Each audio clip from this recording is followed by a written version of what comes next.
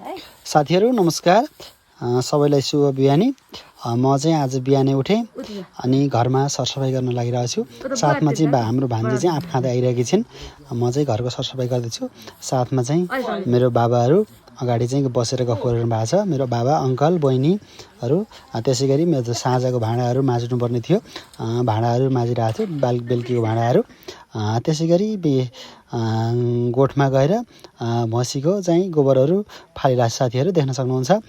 त्यसैगरी म चाहिँ यसरी गरी रमाइलो गरिरहेको छु र भैँसीले चाहिँ उठ्न मानिरहेको छैन। अझै भैँसी सुतिरहेछ, निदाइरहेको थियो।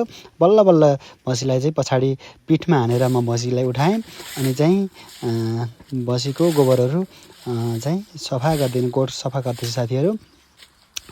गोठ सफा गरिसकेपछि अब काम मेरो चाहिँ घाँस काट्ने हुनेछ। बिहान भैँसीहरू भोकाएको छ, कराइरहेछ। त्यसैले म चाहिँ यो चाहिँ रुखमा चढ्न लागेँ साथीहरू। बल्ल बल्ल चढिरहेको छु। त्यसै हैँसिया लिएर र चाहिँ भुटुकको रुखमा चढेर घाँस काट्न लागिरहेको साथीहरू।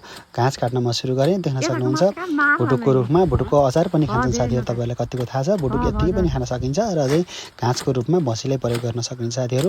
अब म चाहिँ घाँस काटेर अब भुटुकको रुखबाट झरेर चाहिँ भैँसीलाई चाहिँ घाँस राखिदिने साथीहरू। म चाहिँ फुङ्गाले, हेर्नुहोस्, फुङ्गाले बोटबाट फुङ्गाले र चाहिँ अब म घाँस सेमलेर भैँसीलाई राखिदिने चाहिँ तर्खरमा छु।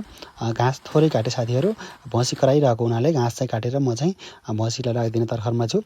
मेरो घरमा दुईवटा भैँसी र एउटा पाडो छ। त्यहाँ देख्न सक्नुहुन्छ। भैँसी चाहिँ खुसी भएर घाँस खान लागिरहेछ।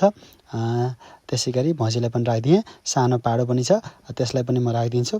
अब चाहिँ म त्यसपछि भैँसीलाई घाँस राखिदिइसकेपछि म चाहिँ घरतर्फ जाँदैछु साथीहरू। हिस्सा लिएर म चाहिँ घरतर्फ जाँदैछु।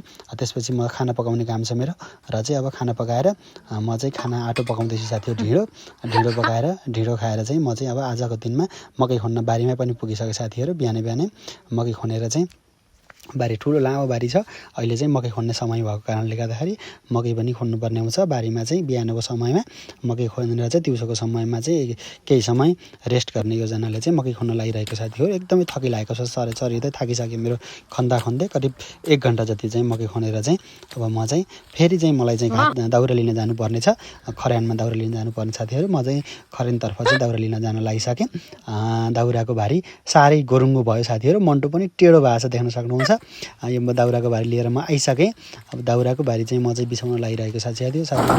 कड्कुरोमा चाहिँ दाउराको भारी फाल्दाखेरि मेरो हातमा लाग्यो, थोरै हातमा लाग्यो र दाउरा चाहिँ यसलाई चाहिँ सेमलेर कड्कुरोभित्र थन्काउँछ साथीहरू। त्यसै गरी फेरि भैँसीहरू चाहिँ भोकाएर चाहिँ थारोबाट मैले चाहिँ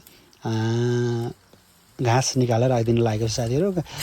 घाँस चाहिँ थारोमा गहुँको गट्टे चाहिँ थारोमा चाहिँ सुरक्षित राखेका थियौँ केही समयको लागि, दिउँसोको लागि नास्ताको लागि भनेर भैँसीलाई साथीहरू। यसपछि म चाहिँ बहिनीले चाहिँ पानी ल्याइदिएर आए साथीहरू। पानी एकदमै प्यास लागेको थियो। टाढाबाट घाँस दाउराको भारीले बोकेर आउँदाखेरि एकदमै प्यास लागेको थियो। एकदमै म थाकिसकेको साथीहरू।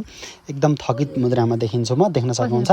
अब त्यसपछि मेरो टाउकोबाट पसिना पनि आएछ र पसिना पुस्दै म पानीको चुस्की लिएर मैले चाहिँ सानो एउटा घरको भिडियो बनाउँछु भनेर देख्न सक्नुहुन्छ। हाम्रो घरमा सुन्तला, त्यसै गरी काँक्रो फलिरहेछ अनि त्यसपछि खुर्सानीहरू पनि बल्ल नमुना हाल्दैछ।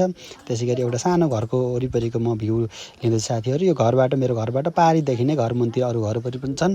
घरमा हरियाली भइरहेछ। घरमा चाहिँ बोडी सेबी लछरम्मै छन्। खुर्सानीका बोटहरू अनि चाहिँ लछरम्मै छन्। त्यसै गरी हाम्रो बहिनीले त्यहाँ चाहिँ भाँडा मान्द लागि छ।